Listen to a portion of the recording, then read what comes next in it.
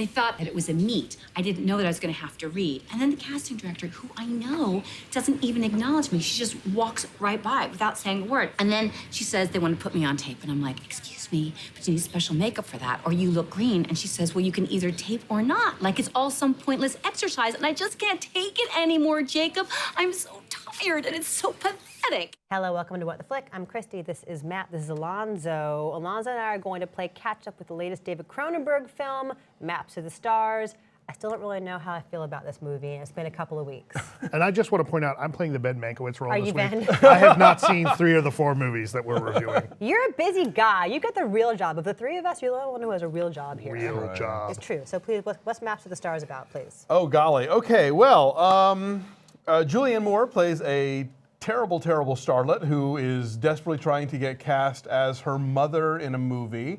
Her mother was sort of a cult figure who died young and whom Julianne Moore claims molested her, although that might not be true.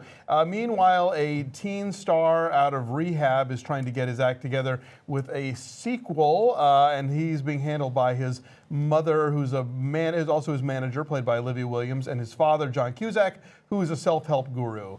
And then stranger Mia Wasikowska comes to town and shakes everything up. Take a look. Your mother, of course, was Clarice Taggart, the wonderful actress who died tragically in a fire. What is it like starring in a remake of a movie and essentially playing your mother? Scary. Where'd you come in from?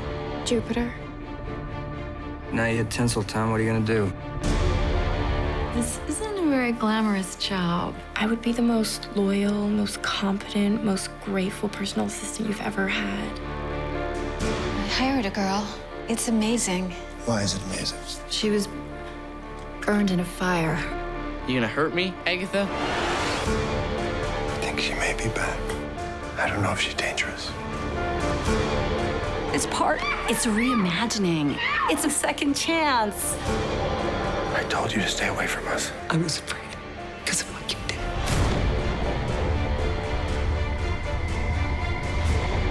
Hope you don't mind that I requested you. I think you're a little crazy. Go back to Kansas, Dorothy.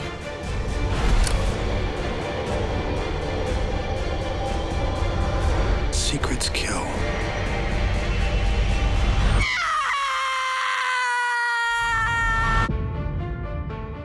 I'm so conflicted about how I feel about this film because I don't feel like it's saying anything new or novel about Hollywood and how literally incestuous it is yeah. and how toxic it is, and yet like it's too precise tonally and it's too great in its individual performances to just dismiss entirely. No, absolutely. I mean, it is.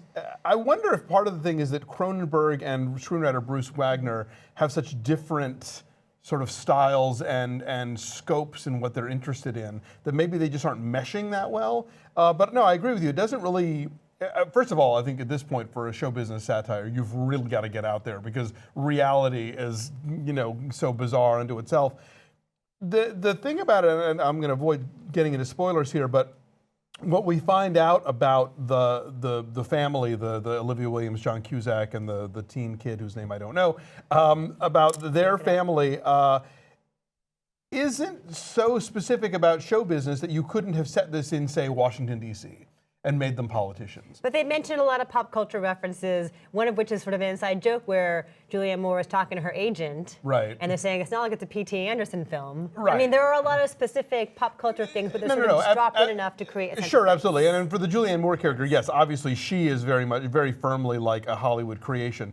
But what turns out to be the sort of driving force and the shocking secret and the tragedy of the family doesn't really have anything to do with Hollywood. That could have been in any other place or industry. And so that to me felt like, okay, wow, the movie is really about this a lot, and this is not Hollywood centric. So that I don't, you could make that movie and it would be interesting, but it doesn't fit into this movie that's so clearly trying to sort of be specifically about the Hollywood experience and about the sort of how awful show business is.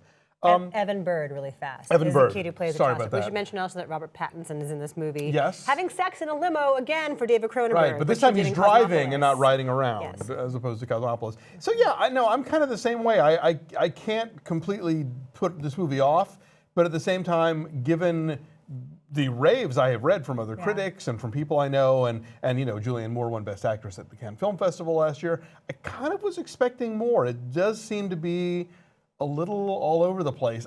This is a movie that I will maybe see again in 6 months and see if maybe it hits me in the right way. Yeah, Julianne Moore is really good in this, although sometimes she feels like she's in a totally different movie from everybody else because a lot of the other performances are very restrained, are very low key, and she's playing it over the top, and she doesn't get a chance to be funny very often.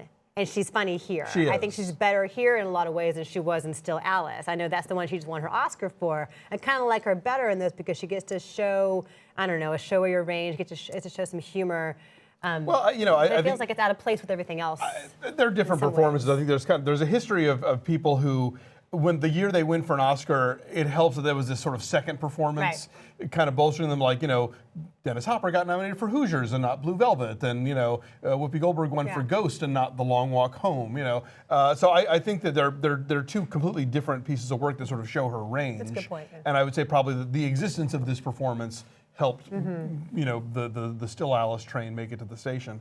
Yeah, I mean, people should see it. If you're a Cronenberg fan, you'll want to check it out. It's available on demand, so even if it's not in theaters near you, you can get it, you know, at home.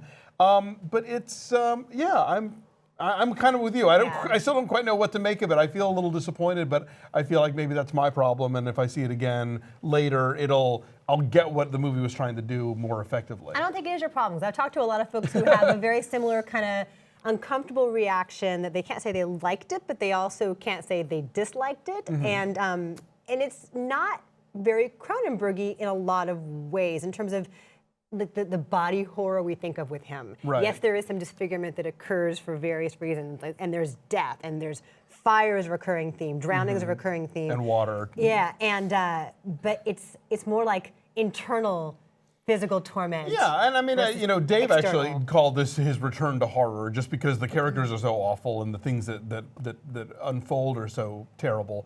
But yeah, it's not in the category of something like A History of Violence or A Dangerous Method either. I don't know what this movie is exactly. I can't dismiss it, but I didn't like it. Well, so what's your number then? I'll give it a 6, just because it's too fascinating to ignore, but I don't think it pulls off what it wants to be. Yeah, I'll say 6.2. I'm kind of there with you. So 6.1 for us. Okay. It's 64%, right? Yeah, Somewhere in there, 64, tomato meter. right around there. So see it and tell us what you think, because we don't know what we think ourselves. Bye.